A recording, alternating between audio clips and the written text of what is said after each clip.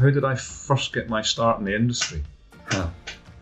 My start in this industry began a long time ago. I got my start in the industry through wine. I got my first start in the industry really by the community of Ireland and the kind of its effects and being part of that community. I kind of got my start in the industry basically when I started Few Spirits. I got my start in the whiskey industry with Kings County Distillery. They were the first distillery to be licensed to produce in New York since Prohibition, New York City.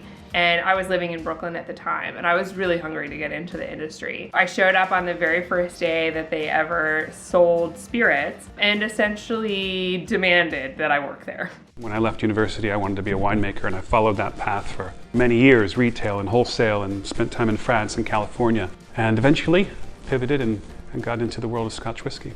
I actually started out with a plan to do something completely different.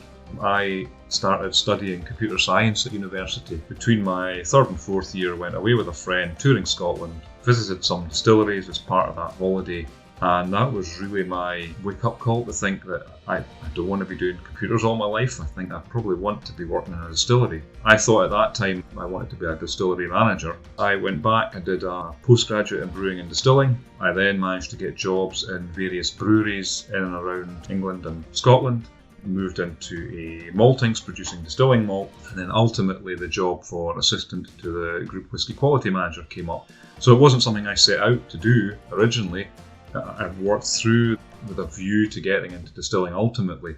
I was working my way through college by bartending and getting a biology and chemistry degree. My intention was sort of to go the medical route, but I found a passion and a place in this world and stayed here.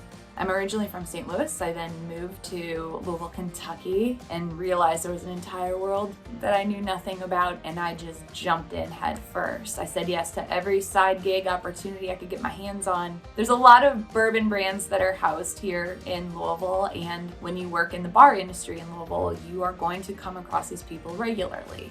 The networking opportunities were great. I definitely think that being here in Louisville has been really important for my career path. A little bit of both world history as well as family history. Prior to World War II, my grandfather's family owned a brewery in the Czech Republic. It was Czechoslovakia then. And if you don't know world history, in 1939, the Nazis invaded Czechoslovakia. They confiscated the brewery from my grandparents' family and murdered the whole family in the camps. He spent the rest of his life, after surviving, trying to get the brewery back, but never did. And then when he died, it kind of struck me that this family legacy is gone forever unless I do something about it.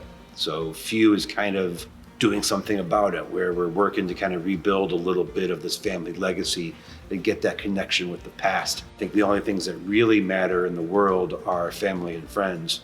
Few is at least in part to try to reconnect with my own family, as well as grease the way for people to become better friends with their friends. Growing up here, I didn't really have much of a desire to work in whiskey. It wasn't something that my family were involved in or anything like that. It was something that I took for granted. I just thought, everyone grew up surrounded by distilleries. So I think, looking back now, it was maybe a little bit naive, but I was given an opportunity to Brooklyn. My mother and father, they are nurses. When they were looking after somebody, his wife worked at the distillery, and she was very grateful for the care that has been given. And she said, look, if your son needs some work, tell him to come down and see me. So very, very quickly, I realized that this was the place for me. So this was back in 2004 when the distillery had just reopened, and there was a real kind of spirit of adventure and anything's possible. And I suppose, looking at that start that I had in the industry, looking at the way that we make whiskey now and the industry as a whole, I'm really grateful for that opportunity. I kind of hold that spirit of adventure very dear to my heart, and want to preserve that going forward as we grow and as we change and as we develop the things with Proclady. We should always remember where we came from. So yeah, that's how I got my start in making whiskey.